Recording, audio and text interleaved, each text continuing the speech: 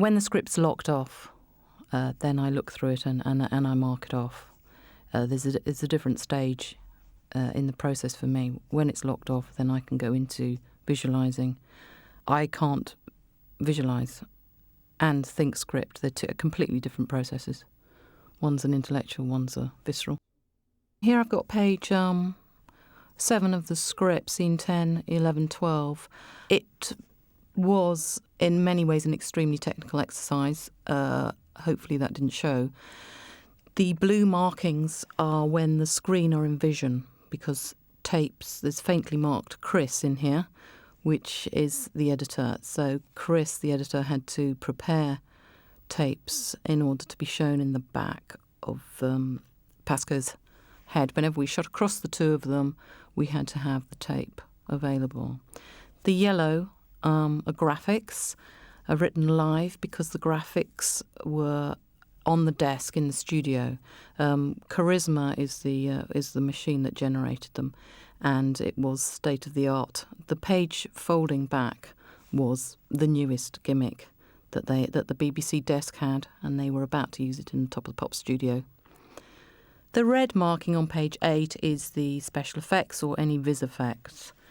I made notes and thumbnail drawings to remind me of the styles that I was using at any particular time, and also to remind me of what I actually needed in the frame, but keeping true to the styles. So there were handheld, which Chris operated, and then studio. I had to just make sure I knew what was in frame at any one time. Page 23, this is part of the film where Tunstall appears in the curtain and Pasco and Michael Parkinson can't see him. Again, we use the video wall. We have graphics, green graphics for the caption, July the 12th, 1992, which was when the footage was supposedly gathered by Pasco. Effects notes and back to the wall. The pen, the light pen, was actually put in post-production. And on the other side, I have, again, notes of which cameras we're on. This is Pipes, also known as Tunstall, or Raymond Tunstall. With all his glorious makeup by Caroline Noble, all the scratches, all the horrible red bits were done by Caroline, and on the girls as well as Tunstall. We never see him like this in the film, ever. We hardly see him. We're working on the basis that fear is about things you don't know. And when you see it, it becomes less frightening. So we never did see him in this form. But here he is in his at his worst. Page 49. I've made a note to myself with the yellow. It's actually voiceover, so I know when I have to gather the voice from studio, but it doesn't show. The blue is the screen alive and should be shown. The pink is when the water gushes out of the tap, which is a vis effects, which they set up with pipes and so that it would spurt out when we needed it.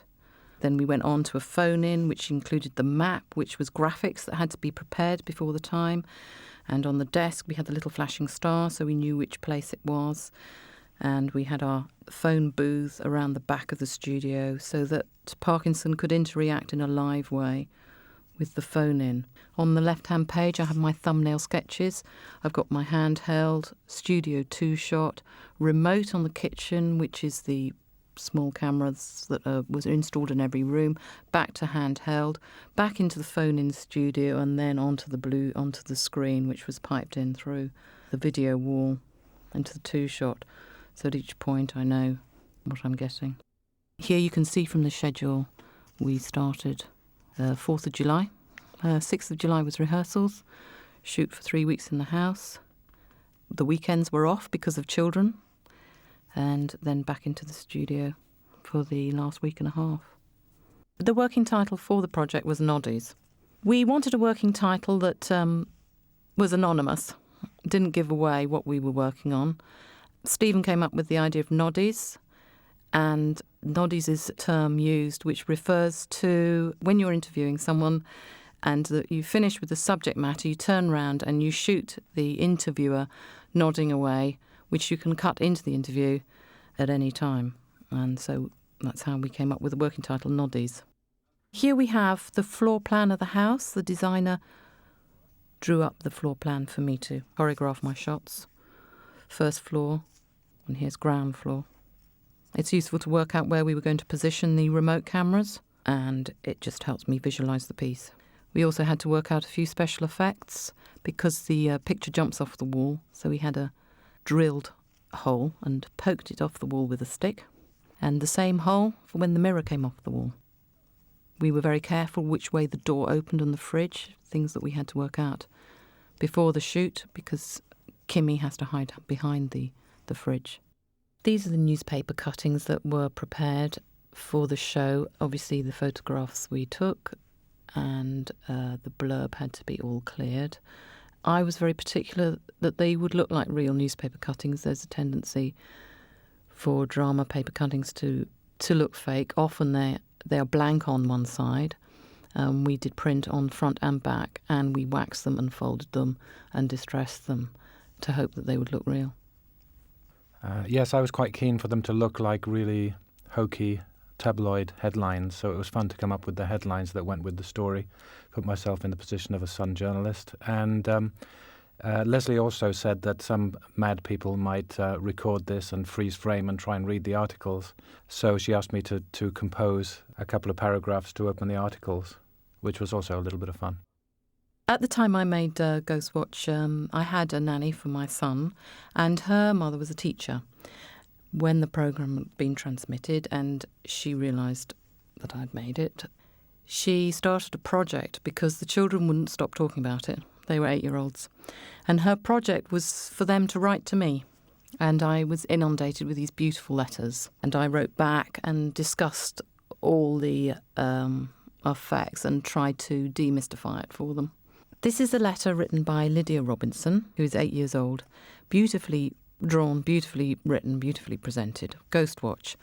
I watched Ghostwatch. I saw a ghost behind some curtains. I thought it wasn't real. I said, "Mum, is it real?" And she said, "Of course it's real," and I couldn't believe it. I didn't watch all of it, but I thought most of it was really good. When I finished watching Ghostwatch, I went to bed. I was a bit scared at first, and then I went to sleep.